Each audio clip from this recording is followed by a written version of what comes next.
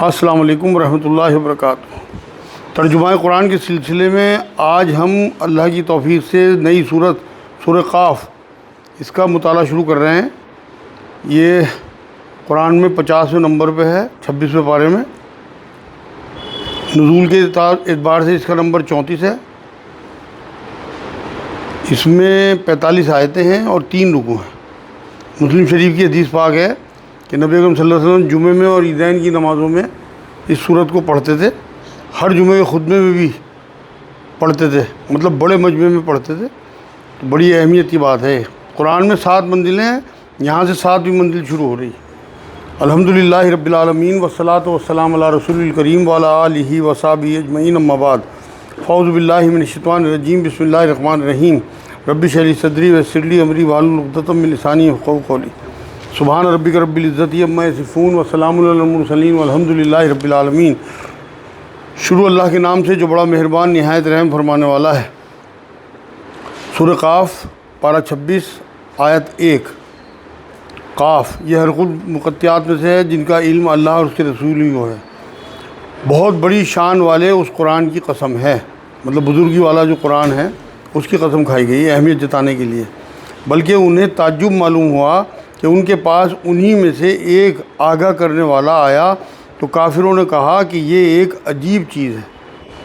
مطلب پہلی قوموں کی طرح قریش کو بھی یہ عجیب لگی بات کہ ہم میں سے ایک آدمی اٹھا اور وہ اپنے آپ کو نبی بتانے لگا۔ مطلب تعجب کی بات انہوں نے، یہ کافروں کا بیان یہاں پہ کہ تعجب کرتے تھے کہ ہم جیسے انسان نبی بن کے ہمیں خبردار کرنے آ گئے۔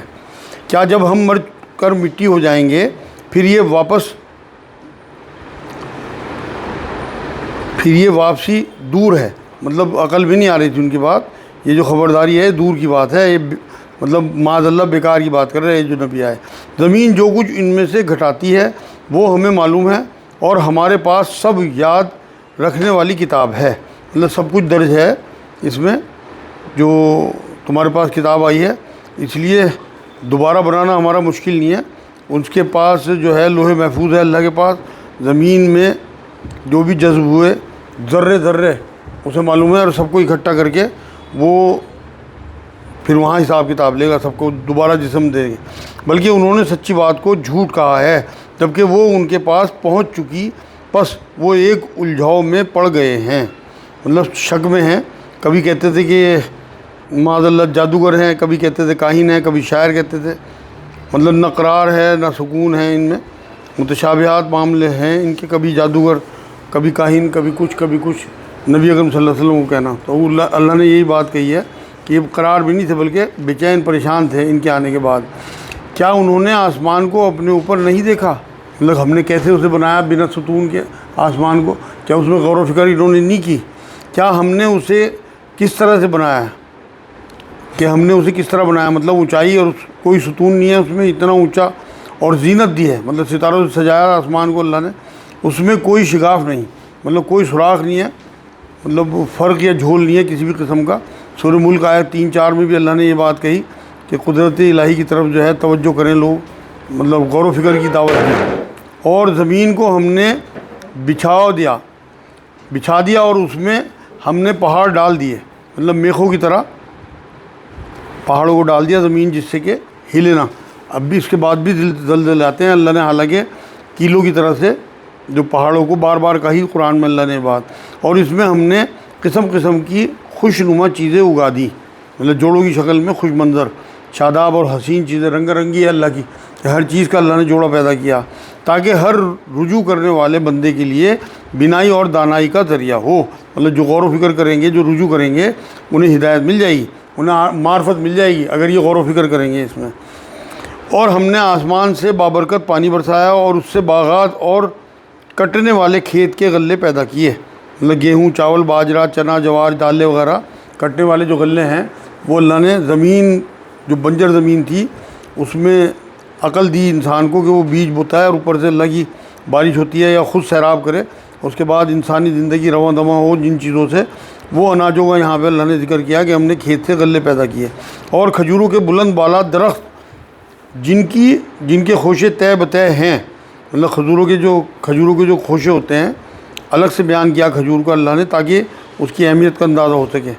نبی اکرم صلی اللہ علیہ وسلم کی مرغوب غذا تھی کھجور، ورنہ باغات میں تو سب کچھ آ جاتا ہے پہلے ذکر جو آیا، لیکن اللہ نے یہاں الگ سے کھجور کا نام لے کے، آج بھی عرب میں کھجور کو الگ ہی اہمیت حاصل ہے، لوگ توانائی حاصل کرتے ہیں کھجور سے۔ آیت نمبر 11، بندوں کی روزی کے لیے اور ہم نے پانی سے مردہ شہر کو زندہ کر دیا، اسی طرح قبروں سے نکالنا ہے، مطلب رزق کے لیے، بندوں کے روزی کے لیے ہم نے گلے نکالے، اور اسی طرح ہم لوگوں کو زندہ کر کے نکال دیں گے، جیسے مردہ زمین کو ہم نے زندہ کیا، فصل نکال دی، ایسے ہی کائنات میں انسانوں کو زندہ کر کے نکالیں گے۔ اس سے پہلے نوح کی قوم نے اور رس والوں نے اور سمود نے، مطلب اصحاب رس کا ذکر آیا اس میں، سورہ فرقان آیا 38 میں، انہیں جو ہے وہ کنویں والے کہا گیا کہ کوئی قوم تھی جس نے اپنے نبی کو کنویں میں ڈال کے قتل کیا تھا معاذ اللہ۔ واللہ عالم صحیح بات کیا ہے تو اللہ ہی کو پتہ ہے، مگر یہ روایتوں میں بات آتی ہے، تو ان کے واقعات جو ہیں تفصیل سے بیان نہیں ہوئے ان قوموں کے، کہ قوم نوح کا تو بیان ہوا ہے لیکن رس والوں کا واقع نہیں آیا، اور قوم سمود کے بھی بیان ہوئے ہیں، اور عاد نے اور فرعون نے اور برادران لوط نے، مطلب لوط علیہ السلام کی جو قوم تھی ان سب کو ذکر کیا اللہ نے کہ انہیں ہم نے کس طرح تباہ کیا، اور ایکا والوں نے اور تباہ کی قوم، مطلب شعیب علیہ السلام کی قوم کو جو ہے ایکا والے کہا جاتا ہے، اور یہاں جو دوسری تباہ والی قوم کہی گئی یہ یمن کے علاقے میں کوئی قوم تھی اس کا ذکر ہے۔ تباہ کی قوم نے بھی تکذیب کی، مطلب جھٹلایا نبیوں کو، سب نے پیغمبروں کو جھٹلایا، پس میرا وعدہ عذاب ان پر صادق آ گیا، مطلب حضور صلی اللہ علیہ وسلم کو تسلی دی ہے کہ یہ نبیوں کو جھٹلانا کوئی نئی بات نہیں ہے، بلکہ اس سے پہلے آپ سے پہلے بھی نبیوں کو جھٹلایا جا چکا، اور یہ جو اہل عرب ہیں یہ سمجھ نہیں رہے آپ کی بات کو، آپ کی توحید کو، اس سے پہلے جو لوگ مٹا دیے گئے، اگر یہ نہ مانیں تو انہیں بھی ہم پہلے لوگوں کی طرح جنہوں نے جھٹلایا اہل عرب کو بھی جو ہے وہ ہم انہیں نمٹا دیں گے۔ اہل عرب کو بھی ایک تنبیہ ہے کہ تم جھٹلانے کے بعد جو ہے بچ نہیں سکتے، جس طرح اور قوموں کو اللہ تو انصاف والا ہے نا۔ آیت نمبر 15، کیا ہم پہلی بار کے پیدا کرنے سے تھک گئے؟ مطلب ایسا کچھ نہیں ہے کہ ہم تھک جائیں یا عاجز ہو جائیں، جب پہلی بار پیدا کرنا مشکل نہیں تھا تو دوبارہ اب بھی بہت آسان ہے۔ سورہ روم 27 میں بھی یہ ذکر آ چکا، سورہ یاسین 78-79 میں بھی بات آ چکی، بلکہ یہ لوگ نئی پیدائش کی طرف سے شک میں ہیں، مطلب پہلی بار تو کوئی کام بنانا مشکل ہوتا ہے، دوبارہ نہیں مشکل ہوتا، تو یہاں اللہ نے کہا کہ یہ شک میں ہے کہ دوبارہ کس طرح پیدا کرے گا اللہ پاک۔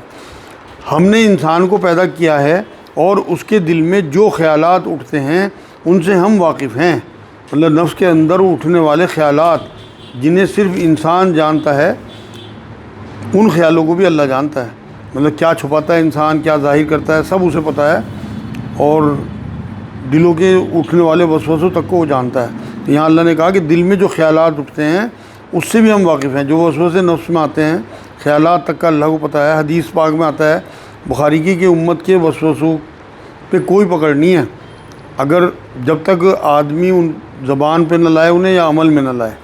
تو یہاں میں وضاحت کر دوں کہ وسوسہ لانا جو ہے نا وہ تو گناہ ہوگا اگر آپ گندے وسوسے لاتے ہیں۔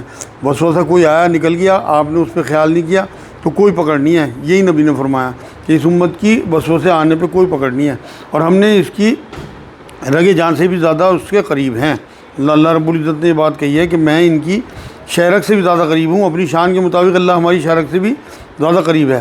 اتنا تو ہم بھی اپنے قریب نہیں ہوتے، شہرک جو ہوتی ہے انسان کی، وہ یہ جو رگ جاں ہوتی ہے نا شہرک، کہ اگر اس پہ کوئی وار ہو جائے تو یہ جان نکل جاتی ہے آدمی کی، تو اللہ جو ہے ہمارا حساب آسان فرمائے، تو وہ اتنا قریب ہے ہمارے کہ ہماری ہر بات کو جانتا ہے، رگ جاں کے بھی قریب ہے، اور یہ ایک کندھے سے لے کے نا اوپر تک یہ وہ جاتی ہے ایک رگ، اور اگر یہ کٹ جائے تو اس سے موت ہو جاتی ہے، اسی کو کاٹا جاتا ہے جو ہم قربانی کرتے ہیں اس میں، تو اتنا قریب ہے، اور کتنا ہمارا حساب کتاب اس کے علم میں ہوگا کہ ہم کیا کیا کرتے ہیں، تو ہماری سوچ، ہماری نیت، ہمارے اعمال اللہ کے علم میں ہیں، سب لکھا جا رہا، ہر برا نیک عمل لکھا جاتا ہے، فرشتوں کو نیتوں کا پتہ نہیں ہوتا۔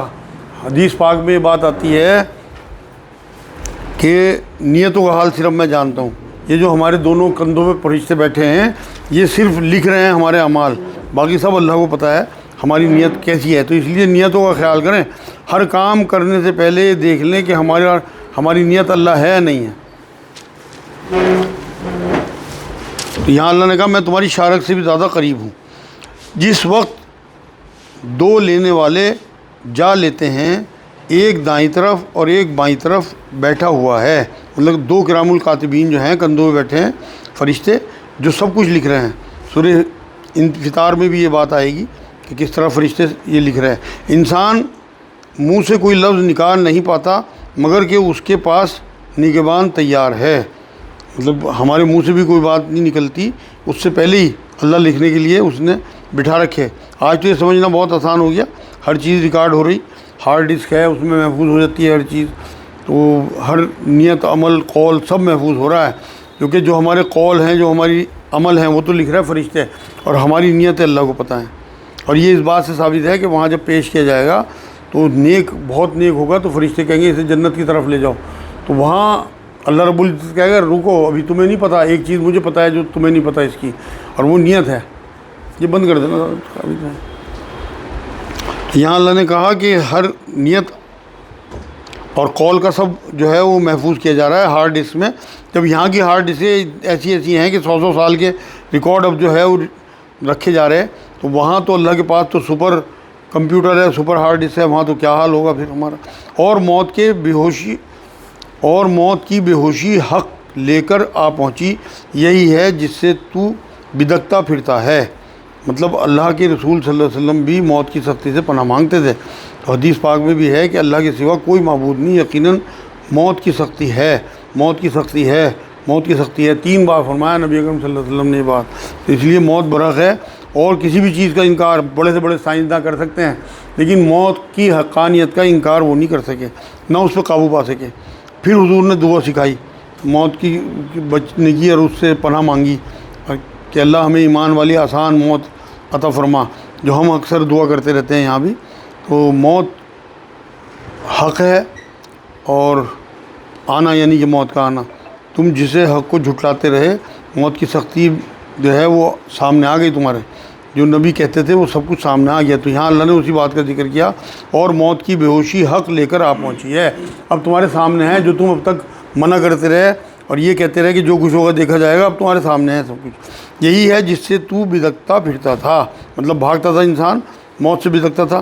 اور سور پھونک دیا جائے گا، وعدہ عذاب کا دن یہی ہے. مطلب اس دن جس دن اللہ رب العزت قیامت قائم کریں گے، وہ سور پھونک کے پھر لوگوں کو بتا دیا جائے گا کہ جو وعدہ کیا تھا اللہ نے حساب کتاب کا، وہ دن شروع ہو گیا. اور ہر شخص اس طرح آئے گا کہ اس کے ساتھ ایک لانے والا ہوگا اور ایک گواہی دینے والا.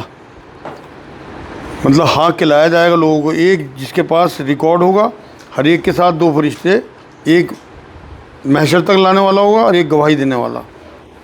آیت نمبر 22 یقیناً تو اس سے غفلت میں تھا، لیکن ہم نے تیرے سامنے سے پردہ ہٹا دیا ہے. مطلب موت دے کے اللہ کہہ رہے کہ میں نے پردہ ہٹا دیا، ہم پردے میں تھے. اب تک حضرت علی بھی یہی فرماتے تھے کہ جب تمہارے سامنے موت آ جائے گی، اس کے بعد جو تمہیں دوسری زندگی ملے گی، تو تمہیں ایسا لگے گا جیسے اللہ نے پردہ ہٹا دیا. تو یہاں بھی اللہ کہہ رہا ہے کہ اللہ میں نے پردہ ہٹا دیا، مطلب پردے ہٹ گئے. ایک بار آنکھ بند ہونے کے بعد نئی زندگی جو بڑی زندگی ہے وہ سامنے آ جائے گی.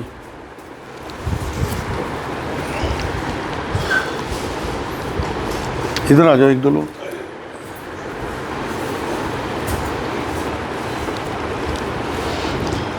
یقیناً تو اس سے غفلت میں تھا، لیکن ہم نے تیرے سامنے سے پردہ ہٹا دیا. آج تیری نگاہ بہت تیز ہے. مطلب سارے پردے ہٹنے کے بعد سب کچھ تمہیں نظر آ رہا ہوگا، ساری حقیقت کھل گئی، آنکھیں کھول دی گئیں تمہاری. آگے فرمایا آیت نمبر 23 میں، اس کا ہم نشیں فرشتہ کہے گا کہ یہ حاضر ہے جو کہ میرے پاس تھا. مطلب اللہ کے حکم سے اعمال نامہ فرشتے پیش کریں گے، پورا ریکارڈ کہ جو ہم نے لکھا تھا اب تک وہ آپ کے سامنے حاضر ہے. یہ منظر کھینچا گیا کہ وہاں کس طرح سے ہوگا. ڈال دو جہنم میں ہر کافر سرکش کو.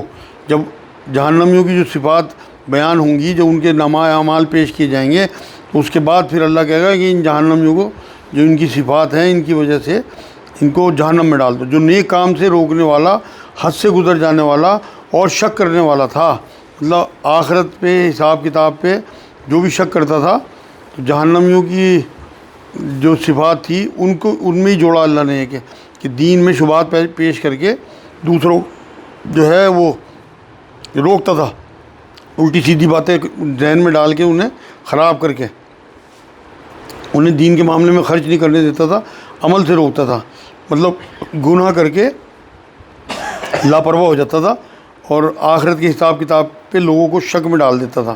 جس نے اللہ کے ساتھ دوسرا معبود بنا لیا تھا پس اسے سخت عذاب میں ڈال دو۔ یہ اللہ کا حکم ہوگا کہ اللہ نامۂ اعمال کا ریکارڈ دیکھ کے پھر فیصلہ سنا دے گا۔ اللہ کے ساتھ جو ہے وہ جو کسی کو بھی ایسوسیٹ کرنا وہ شرک ہے، ظلم عظیم۔ شرک کے علاوہ باقی تمام گناہ اللہ نے قرآن میں کہا 2 جگہ کہ میں معاف کر سکتا ہوں، لیکن شرک کو جو ہے اللہ نے کہا کہ میں معاف نہیں کروں گا۔ شرک جو ہے قلبی توبہ سے معاف ہو جاتا ہے۔ یہ سورہ فرقان کی آیت 70 میں اللہ نے کہا کہ اگر کوئی شرک کرنے والا ہو، بوڑھا بھی ہو، یہاں تک کہ 70-80 سال کی عمر میں بھی جا کے اگر کوئی کسی کو ایمان کی دولت مل جائے اور وہ توبہ کر لے تو انشاءاللہ تعالیٰ اس کے تمام گناہ پچھلے معاف ہو جاتے ہیں، شرک بھی، لیکن وہ قلبی توبہ ہو، اندر سے اس کی آواز آنی چاہیے۔ اس کا ہم نشی شیطان کہے گا کہ ہمارے رب ہم نے اسے گمراہ نہیں کیا تھا بلکہ یہ خود ہی دور دراز کی گمراہی میں تھا۔ یعنی شیطان جو ہے سورہ زخرف میں بھی اسے اسی طرح سے کہا گیا کہ یہ تمہارا ساتھی ہے شیطان کو، وہاں صاف انکار کر کے انسان کو ہی بلیم کرے گا، یہ الزام لگائے گا کہ اگر یہ تیرا سچا بندہ ہوتا تو بہکتا نہ، مطلب میری باتوں میں نہ آتا، تو یہ اپنے ارادے سے خود ہی میری باتوں میں آیا تو یہ ذمہ دار ہے، میں ذمہ دار نہیں ہوں۔ وہاں شیطان یہ کلیم کرے گا اس بات کا۔ حق تعالیٰ فرمائے گا بس میرے سامنے جھگڑے کی بات مت کرو، مطلب بحث جھگڑا نہ کرو، یہ عدالت ہے، انصاف ہوگا یہاں پہ، مطلب یہاں اپنی جھاڑنے کی ضرورت نہیں ہے بلکہ صرف یہاں میری چلے گی۔ تو اللہ یہ کہے گا یہاں جھگڑا نہ کرو، میں تو پہلے ہی تمہاری طرف وعید مطلب وعدہ عذاب بھیج چکا ہوں، مطلب ڈرانے کا جو پیغام ہے وعید کتابوں اور رسولوں کے ذریعے خبردار تمہیں کر چکا، اب جھگڑنے کا کوئی فائدہ نہیں ہے تمہیں یہاں۔ میرے ہاں بات بدلتی نہیں اور نہ میں اپنے بندوں پر ذرا بھی ظلم کرنے والا ہوں، مطلب بنا جرم کے یوں ہی عذاب نہیں دے دیتا میں، بلکہ پورا انصاف کرتا ہوں۔ مجھے کیا پڑی ہے کہ میں تم پہ ظلم کروں؟ قرآن میں بھی اللہ نے یہ بات کہی کہ مجھے کیا پڑی کہ میں تمہیں عذاب دوں، تم نے خود ہی غلط فائدہ اٹھایا اور ظلم کیا۔ سورہ شورى آیت 42 سے 30 میں خود اپنی کرتوتوں کی وجہ سے تم پہ عذاب آتے ہیں۔ آج جو ہمارے اوپر پریشانیاں ہیں وہ صرف اور صرف ہماری اپنی کرتوتوں کی وجہ سے۔ ہم اپنی زندگی دیکھیں کہ کس طرح ہم حرام کاموں میں ملوث ہیں جس کی وجہ سے اتنی پریشانیاں آ رہی، تو اللہ یہی کہتا ہے کہ تمہاری پریشانیاں جو آتی ہیں تم پہ یہ تمہارے اپنے کرتوتوں کی سزا ہے۔ تو آج جو امت پریشان ہے اگر ہم غور و فکر کریں تو واقعی ہمارا برا حال ہے اندر سے، اور ہم اپنی تنہائیاں دیکھ لیں کہ اس میں کتنے ہم پاک ہیں اور کتنے ناپاک ہیں۔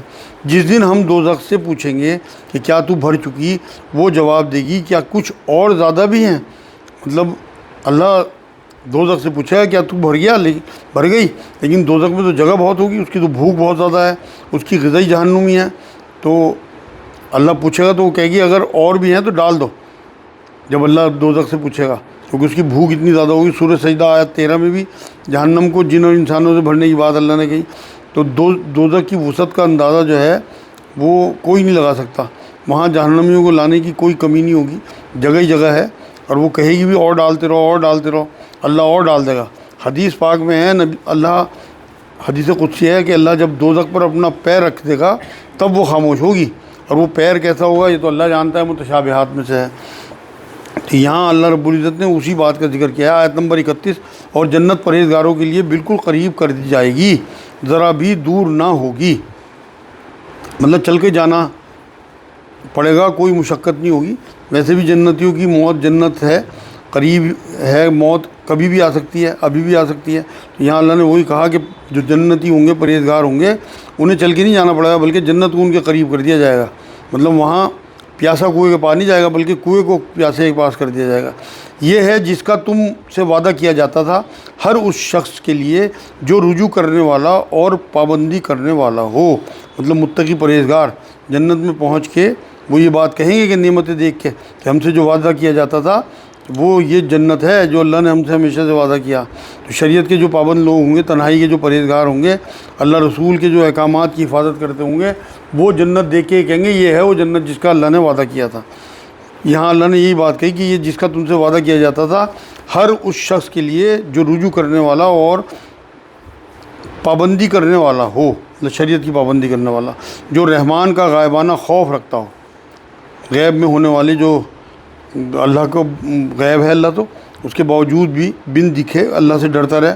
متقی کی سب سے بڑی پہچان ہے کہ اس کا تقوی اختیار کریں اور توجہ والا دل لایا ہو، مطلب غیب میں بھی تنہائی میں بھی اللہ سے ڈرتا ہو، اور ہر ٹائم اس کے ذہن میں اس کی توجہ میں یہ بات رہے کہ اللہ مجھے دیکھ رہا ہے، ہر گناہ کے ٹائم اسے لگتا رہے کہ اگر میری پکڑ ہونی ہے ہر حال میں اللہ مجھے دیکھ رہا ہے۔ تم اس جنت میں سلامتی کے ساتھ داخل ہو جاؤ، یہ ہمیشہ رہنے کا دن ہے۔ یہاں اللہ رب العزت نے یہ بتائی ہے بات کہ جنت میں ایک بار جانے کے بعد دائمی زندگی ہے۔ جو شرک کفر سے پاک ہو کے رجوع کر کے جھکنے والا دل لے کے جائے گا، اور حدیث پاک میں یہ بات آتی ہے کہ جو جنت میں جائے گا وہ ہمیشہ وہیں رہے گا، نہ اس کے کپڑے پرانے ہوں گے، نہ جوانی کبھی ختم ہوگی۔ تو جو یہاں لوگ غافل نہیں ہوتے، ہوا کی طرح احساسات میں اللہ جو ہے اور اس کے رسول کو رکھتے ہیں اپنے ساتھ، ان لوگوں کا معاملہ ہوگا کہ جنہیں جنت میں ہمیشہ کی جنت میں داخل کر دیا جائے گا۔ یہ میں نے جملہ کہیں پڑھا تھا کہ جو دم غافل وہ دم کافر، مطلب ہر ٹائم ہماری 24 گھنٹے ہم بندے ہیں اللہ کے، اللہ 24 گھنٹے معبود ہے، تو ہمیں ہر وقت اللہ کی توجہ میں رہنا چاہیے، جس سے کہ ہمارے ہر کام سے پہلے ہم سوچیں بیوی کے پاس ہیں، ہم اپنی ماں کے پاس ہیں، بہنوں کے پاس ہیں، پڑوسیوں کے ساتھ ہیں، دکان پہ، آفس میں، کالج میں، ہر جگہ ہمیں احساس ہو کہ اللہ ہمیں دیکھ رہا ہے اور جو ہم کر رہے ہیں وہ سب کچھ ریکارڈ ہوتے جا رہا۔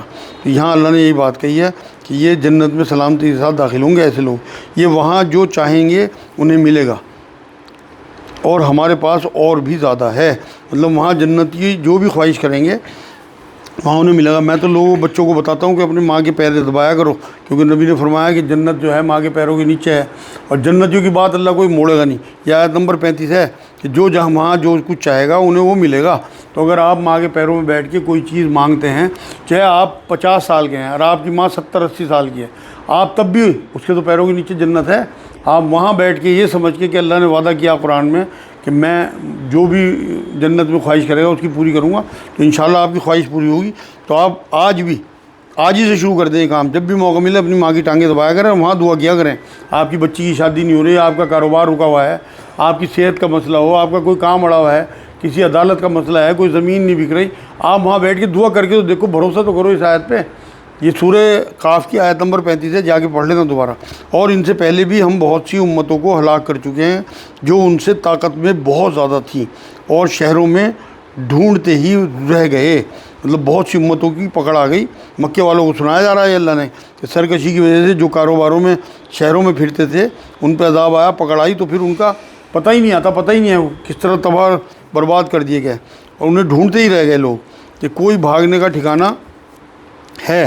مطلب وہ خود بھی جب ان پہ عذاب آیا تو ادھر ادھر بھاگے پھرے، لیکن انہیں جگہ نہیں ملی بچنے کی۔ جب اللہ کا عذاب آتا ہے تو ایسی پکڑ آتی ہے۔ سورہ رحمان آیت 33 سے 35 میں اللہ رب العزت نے یہی بات کہی ہے، چیلنج دیا ہے کہ جن یا انسان زمین یا آسمان کے کناروں سے نہیں نکل سکتے، سب کا اللہ جو ہے احاطہ کیے ہوئے ہے۔ تو یہ بہت اہم آیت ہے سورہ رحمان کی، جو 33 سے 35 نمبر آیت ہے، کہ ہمیں اندازہ ہونا چاہیے کہ ہماری ہر حرکت جو ہے وہ اللہ کی نالج میں ہے۔ وہ ہمیں روکتا نہیں کہ اس نے ہمیں امتحان کے لیے پیدا کیا، جبر نہیں کرتا، ورنہ چاہے تو وہ کچھ بھی کر سکتا ہے۔ اس میں ہر صاحب دل کے لیے عبرت ہے، مطلب جو زندہ دل لوگ ہیں، غور و فکر کرنے والے، ان کے لیے عبرت کی نشانیاں ہیں، اور اس کے لیے جو دل سے متوجہ ہو کر کان لگائے، مطلب وہی کو غور سے سنے، عمل کرے اس پہ اور اوروں کو بچائے۔ مطلب جیسے اور قوموں کے قصے بیان ہوئے نا، وہ ہمارے لیے کہ جس سے کہ ہم توجہ کریں اور جو اپنے اندر کمیاں ہیں انہیں دور کریں، عبرت کے لیے۔ جو صاحب دل ہوں گے ان کے لیے عبرت ہے قرآن، مطلب حق کا ادراک والا، بیدار، غور و فکر کرنے والا دل، حق کا متلاشی، جو کان لگا کے پیغمبروں کی بات توجہ سے سنیں۔ اب پیغمبر تو ہے نہیں، ان کے کلام ہیں، اس کلام کو بھی اگر آپ اسی طرح، کیونکہ تو زندہ کلام ہے، زندہ اللہ کا زندہ کلام ہے، تو آپ ایسے بھی اگر آج بھی اسی طرح آپ یقین کرو، میں آپ کو پہلے ہی بتا چکا، آج تک ایسا نہیں ہوا کہ میں قرآن لے کے بیٹھا ہوں اور مجھے نئی چیز نہ ملی ہو، اور میرے خیال میں کوئی دن نہیں گزرتا کہ میں قرآن لے کے نہ بیٹھتا ہوں۔ اچھا کبھی اتفاق سے ایسا ہوتا ہے سفر وفر میں، مگر ویسے الحمدللہ روز تو کچھ نہ کچھ چیز ملتی ہے۔ اگر آپ اللہ سے رہنمائی مانگیں گے تو وہ اس کی حق کی رہنمائی وہ کرتا ہے لوگوں کی۔ یہاں اللہ نے وہی بات کہی کہ جو متوجہ ہوں گے دل کان لگا کے غور سے سنیں گے، حاضر ہوں گے، تو ایسے قلب دماغ کو جو حاضر رکھیں اپنے آپ کو، مومن کی شان ہی ہے کہ وہ جہاں ہوگا پورا کا پورا ہوگا، جو بات نہ سمجھے وہ موجود ہوتے ہوئے بھی ایسا ہے جیسے وہ ہے ہی نہیں۔ اب ہم یہاں کتنے لوگ بیٹھے، اگر ہم غور سے نہیں سن رہے تو یہ چیزیں دل میں تھوڑی اتریں گی آپ کے، بس آپ نے آئے سنا اور چل دیے۔ یقیناً ہم نے آسمانوں اور زمین اور جو کچھ اس کے درمیان ہے سب کو صرف 6 دن میں پیدا کر دیا، اور ہمیں تھکان نے چھوا تک نہیں، مطلب 6 مرحلوں میں پیدا کیا۔ پچھلی کتابوں میں کیونکہ تحریف کر دی گئی اور یہ لکھ دیا گیا تھا کہ 7ویں دن اللہ نے آرام کرا، مطلب اللہ تھک گئے تھے معاذ اللہ۔ تو سورہ احقاف میں بھی اللہ نے ذکر کیا تھا اس بات کا، اسی لیے کہا کہ مجھے کوئی تھکن نہیں ہوئی۔ رب تھکتا نہیں، وہ رب ہی نہیں جو تھک جائے، اسے تو نہ اونگ آتی ہے نہ نیند آتی ہے۔ آیت الکرسی میں اس نے یہ بات کہی، تو یہاں اس نے یہ بات کہی۔ آیت نمبر 39، پس یہ جو کچھ کہتے ہیں آپ اس پر صبر کریں اور آپ اپنے رب کی تسبیح تعریف کے ساتھ بیان کریں، سورج نکلنے سے پہلے بھی اور سورج غروب ہونے کے پہلے بھی۔ مطلب صبر کے لیے تسبیح کا بار بار حکم آیا ہے، صبح شام، یعنی کہ ہر وقت اللہ کی حمد و ثنا ہونی چاہیے، اس کے احسان من ہونا چاہیے کہ ہم اس کا دیا کھا رہے، اس کی دی ہوئی ہوا میں سانس لے رہے۔